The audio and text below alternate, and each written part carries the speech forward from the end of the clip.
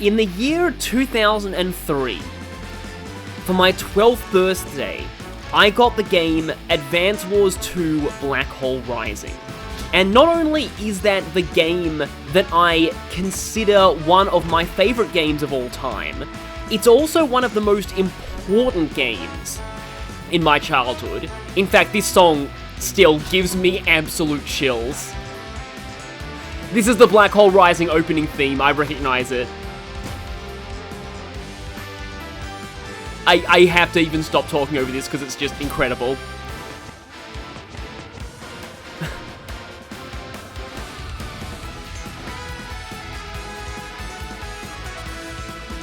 I love those pathetic recons that just thought that they were going to try and take on a bunch of tanks.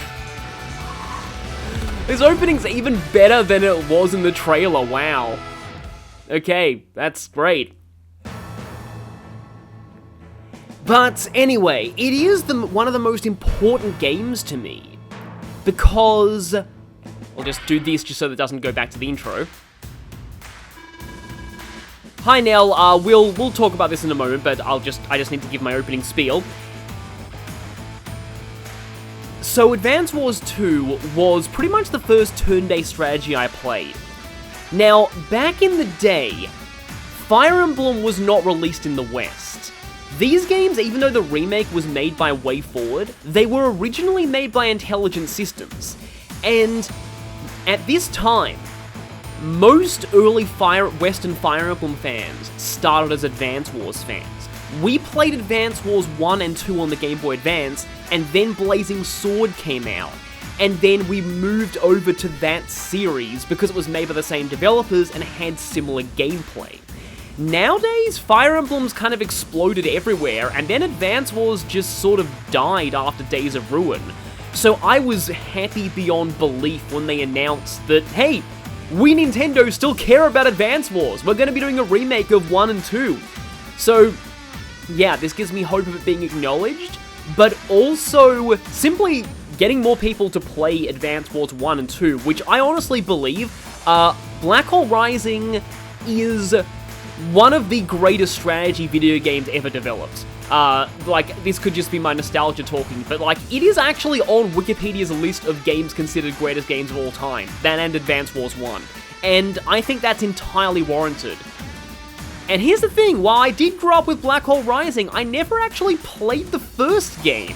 So, this is going to be a weird mix of a somewhat blind and also experienced playthrough, because I have actually watched other people play Advance Wars 1, and I know about its campaign and its missions.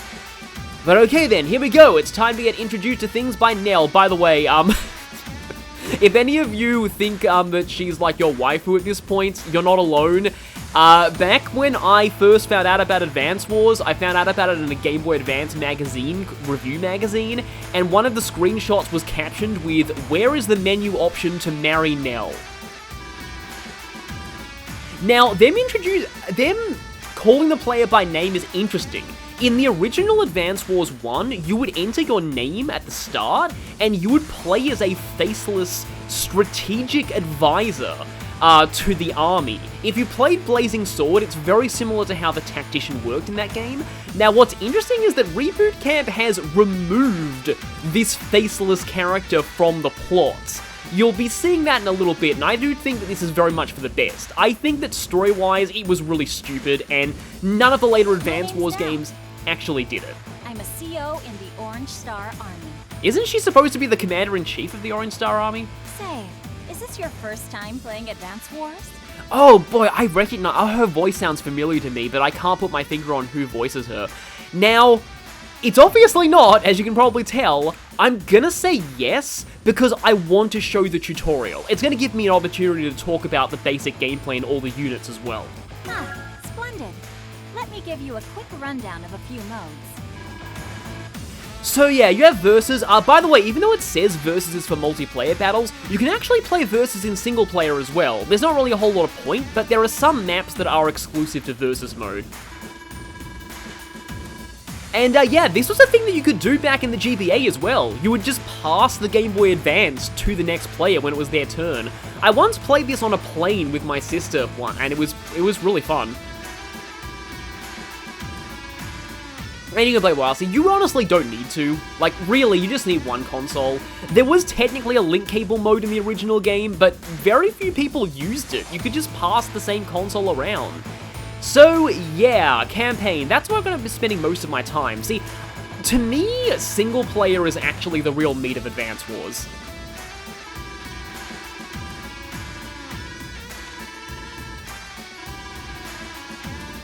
See you there.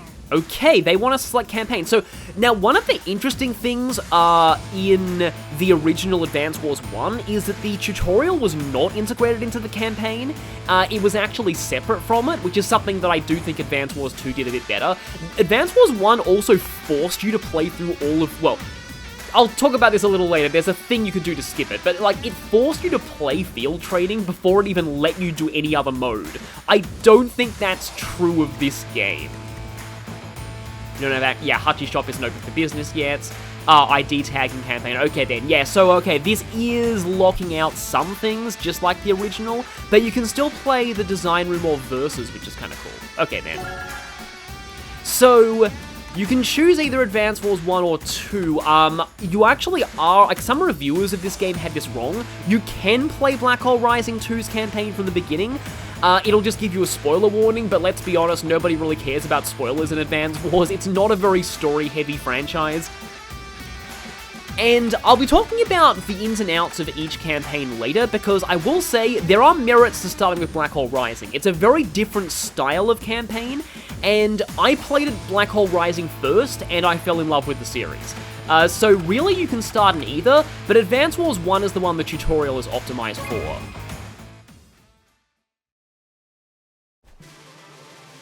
New game, huh? Okay then. Now, something I don't actually know... Oh, we can see in the background they did change Yellow Comet to Gold Comet. Yeah, I'm okay with that. Orange Star was originally Red Star, but that got changed also for obvious reasons, so it's not like this is entirely new. But okay then. I am wondering if there are multiple save files for campaign mode, because the Advance Wars 1 campaign actually has branching paths in it, and I kind of want to show off all of the missions there. But anyway, let's begin. Okay, we have two difficulty modes right now, Casual and Classic. Classic is, from what I can tell, exactly the same as the original game in terms of, like, both sides' composition. Casual is a lot easier. Advance Wars 1 is quite a hard campaign, so anybody new to the series, I would recommend starting with Casual. But I'm going to be playing Classic, obviously.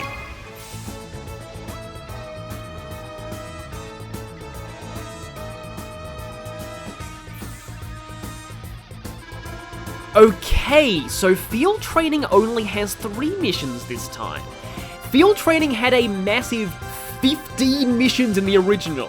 You could skip the whole thing just by playing Mission 15, and that would count you as beating the whole thing. But yeah, I am glad it seems that they consolidated to tutorial, because the original was a little bit ridiculous. So yeah, we're going to be going over the basics of gameplay in this one, and we still have the classic Advance Wars 1 mission intro theme, which I still really like. The ones in 2 are nice as well, but the Advance Wars 1 intro theme is great. Alright, let's get started. And now this theme that's playing right now, we'll find out whose that is eventually, but for now it's not really relevant. So we have these 2 infantry units, they're both under your commands. So unlike what is typical of Fire Emblem, red is typically the player and blue is typically the enemy in Advance Wars. And we have the cursor. This is pretty standard turn-based strategy fare, but if you're new to this kind of genre, Select this unit, please. that's how it works. So, like a lot of classic early turn-based strategy games, the tutorial pretty much forces certain moves on you. But I can look around here, we can see that we have plains, we have mountains, we have woods. I like the way woods look in this, actually. In the original Advance Wars 1, woods looked a little weird in my opinion. We also have an enemy infantry there, we also have our infantry there, life 10, fuel 99. We'll see what that all means eventually, but for now, let's select this guy. Oh, I love this part of the song. They did a great job on the remixes already. But yeah, the highlight area is its movement range. So note that movement and attack range, unlike Fire Emblem, are usually not lumped into the same interface, but you can see a unit's attack range by hovering over them and holding down the B button.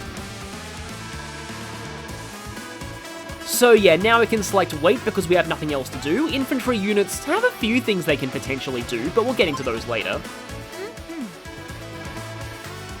So yeah, you can probably, like, if you have any familiarity with turn-based strategy, you know how this stuff works, but it's pretty basic.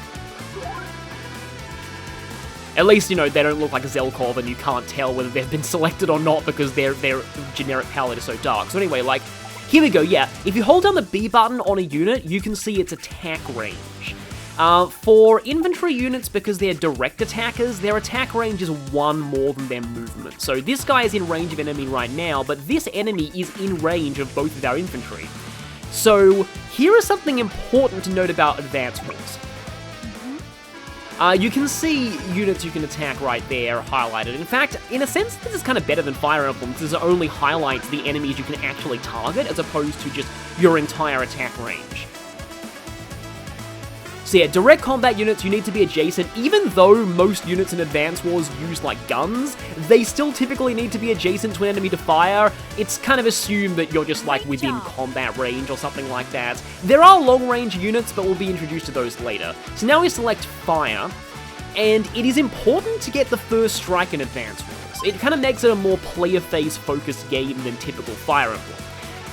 Before we do anything else, there is one thing that I want to mention when it comes to this damage number. So see that damage number there, 49%? That means we're going to be leaving this infantry with like 5 HP. Or are we?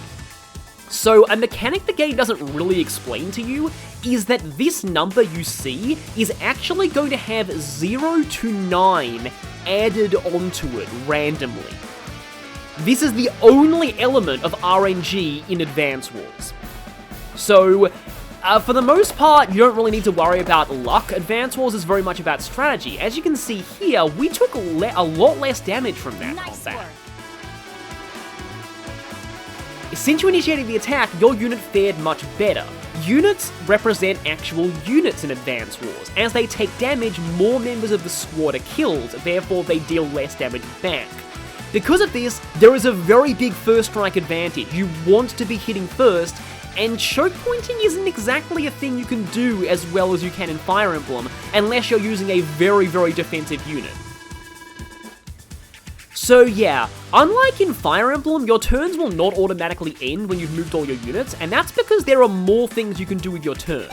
There are some things you might want to do with your turn after you've moved all your units, so we'll cover those later on. I like how the end turn thing is like a red to blue switch.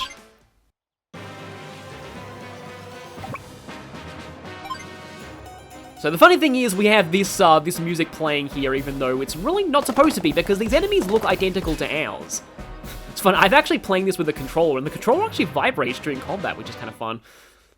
Vibrates during the opening movie as well, which was pretty cool. Yes. Yeah, so units HP or hit points. Yes, units will be destroyed when they are at 0.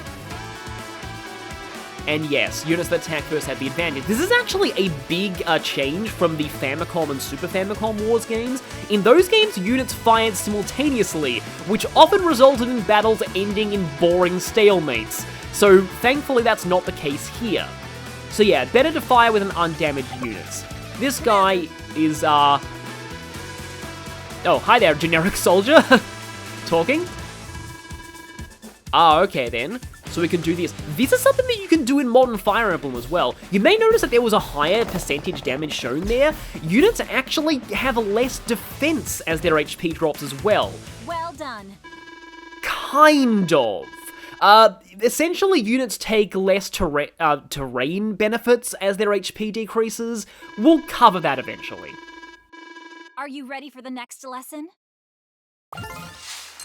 So, I don't think we're ranked on that. In the original, you were ranked on field training, but your ranks only went up to A. So okay, capturing cities. This is a very, very, very important lesson to learn.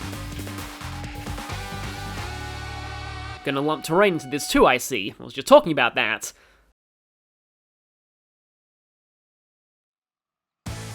Oh, we are going full bore with this too. We have mechs as well. Haha, yeah, they are short for mechanized infantry. That's because, yeah, they are supposed to be used in conjunction with transport vehicles, which will be introduced to later.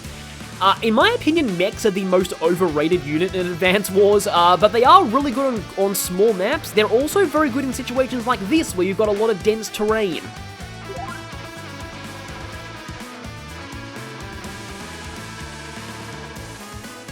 So, this is actually a little bit of a lie. Honestly, in my opinion, infantry are kind of hard counters to mechs. Mechs only have 2 movement to infantry's 3, and infantry will still cripple mechs on a first strike. And that's really bad when mechs cost 3 times as much as infantry do. So Nell's kind of giving bad advice here. I generally consider infantry to be quite good against mechs. However, you do want to make sure that you capture cities. This is one of the most important things about the game. Though we won't really realize why it's important yet because there's no money in this game, in this map. So okay, we have these cities here. They have a defense value of 3 stars, although I'm pretty sure the game's going to explain this to us. One of the most important things about infantry is that they can capture cities. And as Nell says, and she's not wrong this time, that is vital to your success on the battlefield. Cities not only give more defense, they also help repair and resupply your units, and for every city you have, your income is increased by 1,000 every turn. That's more relevant on maps where you can buy units. So, a unit will capture cities, it will reduce the capture points by its HP. And only infantry and mechs can capture cities, which makes them incredibly useful. Think of infantry like your worker units in Age of Empires. You need a lot of infantry to win games. They are by far your most important units. Oh yes, make sure you don't move off, because the moment that you move off, you have to start capturing from the beginning. The capture points do not carry over. And, yeah, it's same as true as if your infantry, you know, explodes before the city gets captured. So, you'll need to damage enemy units if you want to interrupt their captures. But that's not going to be a big deal here, because the enemies aren't really going to be going for very many cities at this point. Now, we have this mech right here, and, is there a button I can press to? There we go, we can press the R2 button to go over this. So, mech units. Mechs only have 2 move, and that is one of their biggest weaknesses. However, they can cross mountains and rivers without slowing down. Infantry spend some movement cost to do that. But still, mechs are limited to 2 movement overall. The main asset that mechs have is they use bazookas, which mean that they're effective against vehicles, and they deal equal damage to tanks. The problem is that good luck getting a first strike on a vehicle with mechs. Most vehicles have massive movement compared to mechs, and also, if the vehicle gets the first strike, the mech is going to die. Personally, I think mechs are better used as defensive vehicle deterrents than as aggressive units. Basically, think of everything around this mech here as a no-tank zone. That's actually kind of how anti-tank rocket launchers are used in real-life wars, too. So yeah, this mech is going to go ahead and capture a city. Now, the other reason why I think mechs are really overrated is that infantry are far better for capturing than mechs are because they're cheaper and they move further. If you try and just spam mechs, you are going to lose the capture game eventually. And that's why regular infantry are important. I'm not saying that mechs are not useful. Want to hear a tip? No, hey, wow, we actually have different looking generic orange star portraits. That's actually really cool. So again, this is a base damage of 49%. But HP numbers are not strictly, I was going to say like binary. Essentially, like units have like 100 HP. It's just measured in increments of 10%. So that thing is actually on 4.5 HP, I think, right now, as opposed to 5.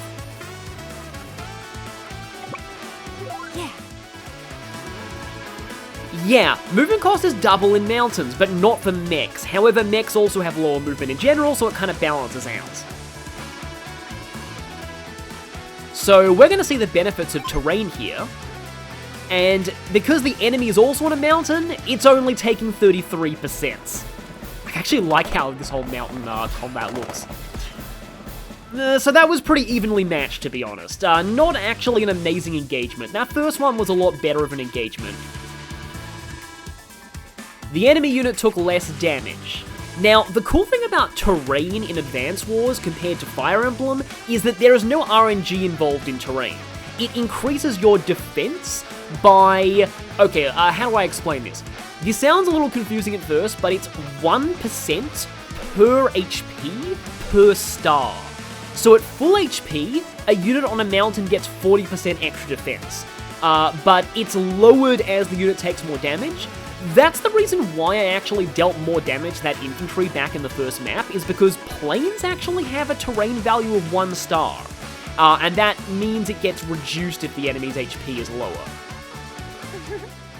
Now, cities have a terrain value of 3 stars, which means they're also important as defensive cover. As well as for your economy. It's, in general, get cities. So we're going to go ahead and end our turn here. Now the problem with this is, yeah, that mech's going to go ahead and try and interrupt our capture, which is going to be a huge problem. Now, there are other things that you can do to try and influence capturing. Also, one thing I should mention about mechs, their machine guns are very slightly stronger than infantry machine guns, so if they get the first strike on infantry, they are going to be doing somewhat decent damage.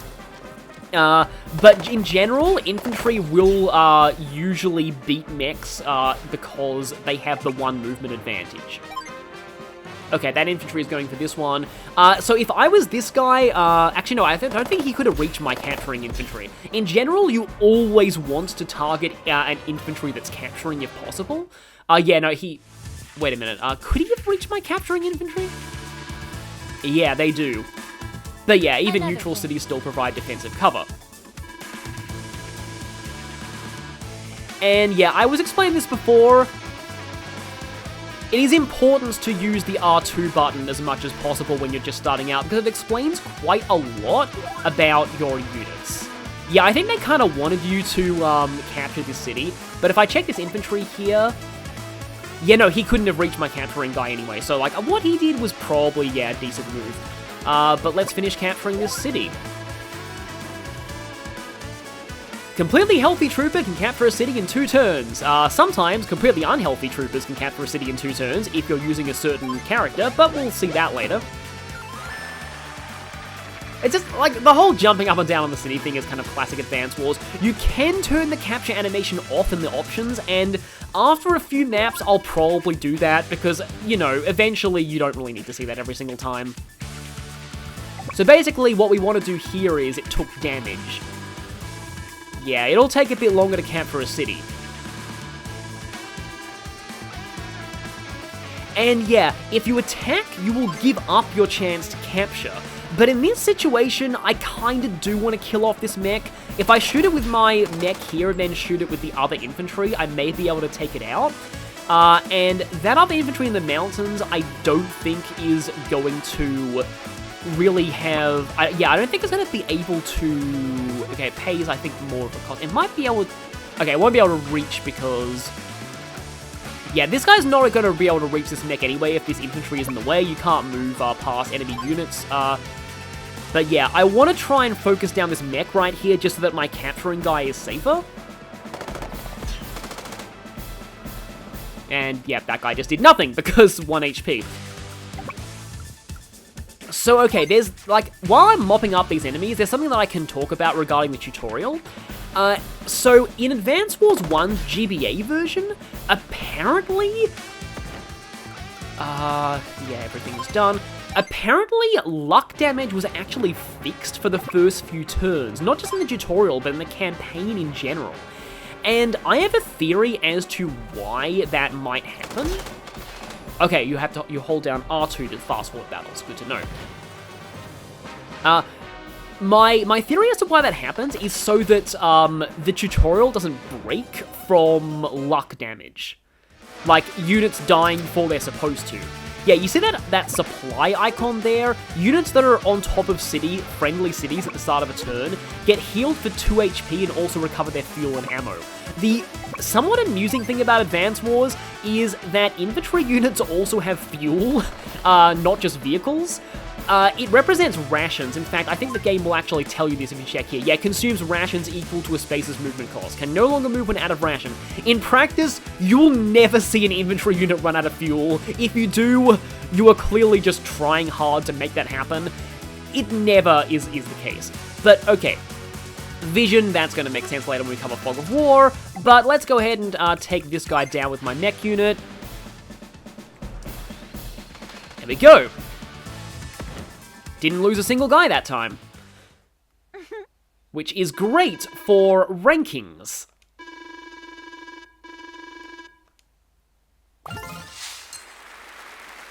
So, with that lesson done, what do we have next? Repair and transport. Okay then. Now, I get the feeling the tutorial is actually going to steer us a little bit wrong when it comes to transports. The game doesn't really do a good job of explaining how to use transports well. It's something that I never really realized until I studied actual competitive play online.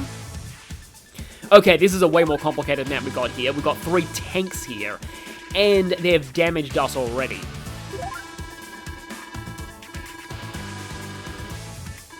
Yeah, units that have that shell icon are out of ammo, and units that have that fuel icon are out of fuel.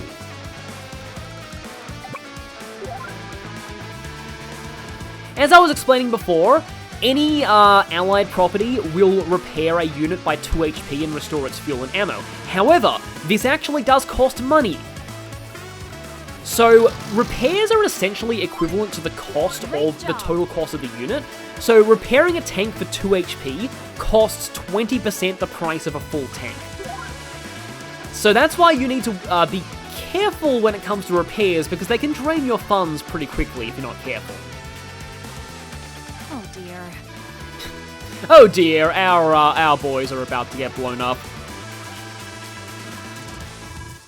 Oh, I think I know what they're gonna say. Yeah. Now, this is actually a very interesting mechanic that I feel is a little difficult to use in certain situations. It's not an entirely obvious mechanic. Yeah, this is a choke point. Only one enemy will be able to attack at a time. We can use a tank to block. Now, here's the funny thing. Unit type has no influence on blocking, which means that,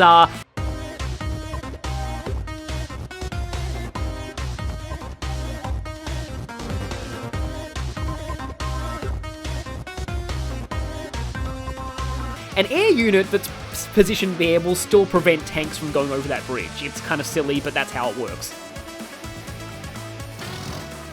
Controller vibrates while tanks move too, which is actually kind of a fun detail. Yeah.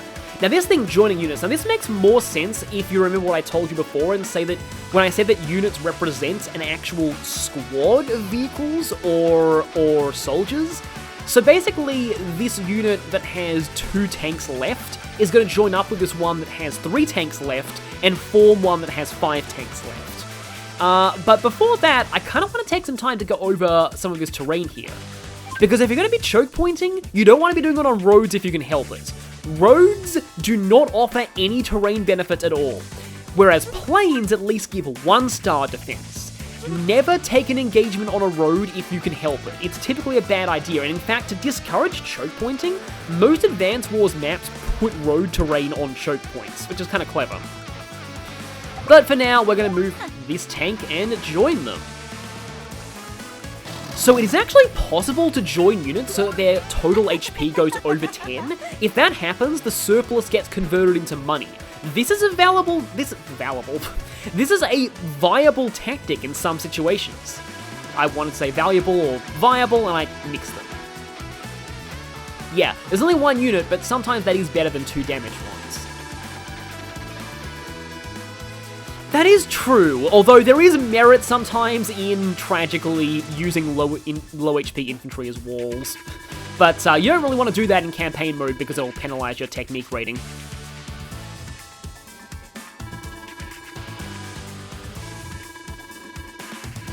And yes, joining does end the turn of both units, so you can't attack on the same turn that you join. So bear that in mind.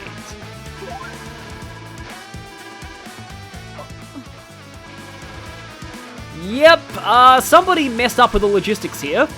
Pretty badly. Now, some units carry secondary weapons that have infinite ammo. Infantry and mech machine guns have unlimited ammo. Tanks also can attack with their machine guns when they run out of cannon ammo, but it's usually not good against anything, really, practically, except infantry. Units also use different weapons against different enemies, so tanks will always use their machine guns against foot soldiers, so you don't need to worry about wasting ammo on things that don't really require it. Now, Armored Personnel Carriers, or APCs. These were an amusing unit in the original game because the AI had an irrational hatred of them and would prioritize targeting them above all else. I don't know if they fixed that or not, especially since the hard campaign was kind of reliant on this AI manipulation. So APCs can do a number of things. Let's check them here. They can move 6 spaces, and also that icon there on movement is important. APCs move on treads, as do tanks. Whereas some units don't, and that, yeah, has problems. The bazooka movement type can cover pretty much any terrain with no movement cost. In fact, this is probably something that the game will explain to us later, but I kind of want to go over it here. See these movement costs listed here? Like Infantry 1, Tires 1, Tread 1, whereas if you go Planes, Tread has a cost of 1, but Tires have a cost of 2? Yeah, this is a mechanic that exists in Fire Emblem as well, but Fire Emblem was never as open about it as Advance Wars was, and I really like the way that Advance Wars handles this. I wish Fire Emblem was more public about this. Like, they vaguely allude to the fact that horses get slowed down by forests, but they never specifically say, hey look, a unit that moves on treads pays 2 movement per 1 tile in forests. You can see that visible right here, and I really love that. You may notice that tires have movement costs pretty high on everything, we'll see that later. And also, rivers cannot be crossed by anything on tires and treads. So that's, yeah, I'm just kind of jumping the gun when it comes to tutorials with Nell here, but if we select our APC, they actually have 2 functions. They can both transport foot soldiers, and they can resupply units. Now, in practice, like in an actual real battle, most units, and I feel bad saying this, most units don't have a lifespan long enough to really worry about running out of fuel or ammo. In practice, if an artillery unit runs out of ammo in a real match, that's a very good artillery unit and it deserves a medal. It's pretty much served its purpose. But in the campaign, you need to keep units alive to get a good score, so repairing and resupplying them is helpful. Also, APCs don't run out of supplies, which is kind of silly, because it means that APCs next to each other can just infinitely resupply each other and you don't need to worry about running out. Anyway, there's a lot of this game, you just need to think, yeah, it's for the sake of gameplay. But yeah. We're going to learn how artillery work here. If we hold down the B button, we can see that this artillery unit has longer range than usual, but it also has a minimum range, unlike direct combat units. So artillery are our first indirect combat unit, and Nell's probably going to explain it now. They can fire from a distance without fear of counterfire. You never get counterattacked, even if you attack another artillery. It will not counterattack you. This isn't like Archer versus Archer in Fire Emblem. However, as a compromise, indirect units cannot move and shoot. So that's something that's also different from Fire Emblem. Archers can do that, artillery cannot do that.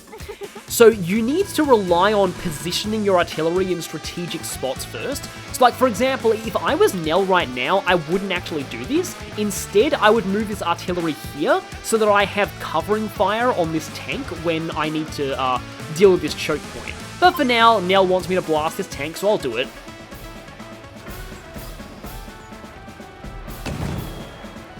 Artillery still have those little spotters with them, just like they did in the GPA games, which is cool. So yeah, artillery deal a lot of damage to enemy tanks. They're actually a pretty decent counter to tanks. And you need to, though, of course, protect them from direct fire. Even infantry will probably deal some decent cost-effective damage to artillery, so you don't want to leave your artillery units exposed. Also, Nell's explaining victory conditions here. These are called HQs. I get why Nell wanted us to do something there, because if things go to plan, we're gonna win before the enemy gets a chance to actually do much. Yeah, your HQ is your loss condition. If you lose your HQ, you instantly lose, so you need to protect your HQ. And you need to get foot soldiers to the enemy HQ as well. Now, in most Advance Wars 1 campaign maps, they're kind of geared towards HQ capture victories over route victories. And we'll kind of be seeing that here. Yeah, they for some reason built their headquarters right next to ours. And this is where having APCs is really useful. And this is actually why I think mechs were a little overrated, because mechs kind of require transports to be good, and even though mechs are cost-effective individually, we'll definitely be covering unit costs later, they rely on investment in other units like transport or more mechs to really be effective, and by the time you've bought an APC and a mech, you're kind of paying the same price or more as a tank, and the tank will probably serve you better. Depending on the situation. In this case, we do need to capture the HQ. Now, the tutorial is actually kind of showing the good way to use transports here, which I didn't expect. This is something about transports that is a little... It took me a while to figure this out. So, you want to position your transport one move away from your foot soldiers. So in this case, the APC is starting its turn 2 spaces away from a mech. This means that I get the full move on my mech. It can then go into the transport, and then I get the full move with the transport. If I were to say move the transport adjacent to the mech in the previous turn, then the mech would only use one, like, the mech would be wasting movement spaces trying to get into the transport. I like how it does that little hop in. Ready to roll out. Now, important thing about loading units in transports, if the transport is destroyed, the unit inside also dies. This might actually be why the AI prioritizes transports, but I think a flag was not checked for them to consider loaded transports different from unloaded transports. Anyway. Okay, yes, Nell is going to tell us how to use a transport badly. This is actually what you don't want to do with transports. So, like, what they're telling us to do here is to move right next to the HQ and drop off the mech. This is not how you want to use transports. What you want to do is you want to move the transport here, right above the tank, drop the mech here, then the mech can move 2 spaces next to the HQ, which will have exactly the same effect as if the mech started its turn on the HQ, because it's going to end its turn on the HQ regardless. But if I do it that way, the transport ends here rather than here, and that means the transport is in a better position to move to a better place next turn and pick up more mechs. So, in general, do this, not this, but we're going to have to obey Nell being stupid here, because, as is kind of the thing with Advance Wars 1 story, every commanding officer is an idiot. You'll very soon realize that. So yeah, we need to drop the unit. Okay, I'm actually a little disappointed that we're not getting the Advance Wars 2 version of this tutorial, because the Advance Wars 2 tutorial explains how you can't drop infantry in terrain that can't support them, and it's like, we can't just drop our guys into the sea or they drown. Yeah, personally, I put the artillery somewhere else, but, you know. Actually, if I put the artillery here, I couldn't put the transport here, so the order in which you move your units is important. The theme that you're going to be hearing here is actually one of my favorite themes in all of Advance Wars. It's a song that I think just sums up the classic, like, sort of comedic military theme of the earlier games. But we don't know who it's for yet. Oh, actually, hang on a minute. I'm dumb. This artillery actually can fire on the tank from this position, and it's kind of a better position too, because it's in less risk of a counterattack. So, hey, I gave Nell too little credit there. I still think we should have moved the APC there, but before we do anything, we're going to start capturing this building. In normal campaign, you might want to get a few kills before you finish off the HQ for your power score, but that's going to be explained later on. Okay, artillery will shoot this tank. Oh, I actually one-shotted. That right there is luck damage in effect. So that said 70%, and yet it one-shotted an enemy with 8 HP. That was probably because I got a good luck roll. I'm kind of worried about leaving this tank here, to be honest. In fact, what I'm going to do is, this might seem a little silly, I'm going to actually put this APC in front of it. And here, well, this APC has nothing left to do, so he's just going to go over here, just because it's fun. Theoretically speaking, you know what? Let's do something kind of funny here. I love the record needle scratch in this theme. I'm gonna join there. I don't think they're gonna be able to break through that APC now, because I feel like a full HP tank probably does do 5 damage to a tank on a road. I don't quite fully remember all of the exact damage numbers. There are damage charts available online though. So we have essentially won here. In fact, I can actually demonstrate that, like, to get a bit of an idea. So 9 HP tank versus, yeah, our tank would have died if we left it there. If a 9 HP tank does that much to a tank on a road. So I'm just gonna do this, just to, I don't know, I just want to blow this guy up. Kind of pointless, but oh well. And there's no real reason to attack that thing right now, so let's finish off capturing the HQ. I love how there's a flag planting animation there. Congratulations!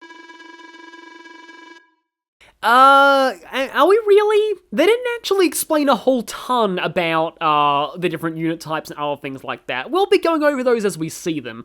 I haven't really gone over tanks in full as well, but tanks are one of your most important units alongside infantry.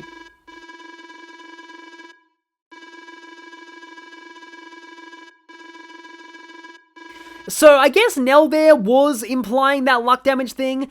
When she says small part, it is very small for the most part. Unless you're Nell herself. And we'll be talking about that eventually. Because yeah, you don't really need to, like, usually luck damage doesn't make a huge impact on winning or losing. There are actually some situations where you can potentially, like, if an infantry that's, like, capturing an HQ dies to a bad luck roll or something like that. But it's usually not hugely, a big deal. What is often a big deal is those 5% ranges. So, like, whenever you see a damage number that's like 95%, just remember that it's a coin flip whether you do 1 more HP than you might think. And that can come into play when it comes to things dying in one shot or not dying in one shot. You know what? I think I'll cover the story next time.